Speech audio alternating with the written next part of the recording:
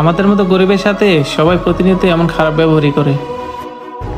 আচ্ছা যাই হোক ভাই, আপনি ওই দোকানদারের কথায় মনে কোনো কষ্ট নিয়েন না। আপনি না আপনার মেয়েকে এই জ্যাকেটটা কিনে দিতে চেয়েছেন, এই নেন, আমি আপনার মেয়ের জন্য এই জ্যাকেটটা কিনে নিয়ে আসছি।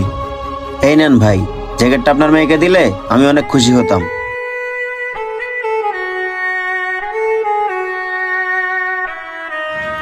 ভাই, আপনাকে যে কি বলে ধন্যবাদ দেব সেই ভাষা আমার জানা নেই। তবে আপনার জন্য আজকে আমার এই মেয়েটার মুখে হাসি ফোটাতে পারলাম।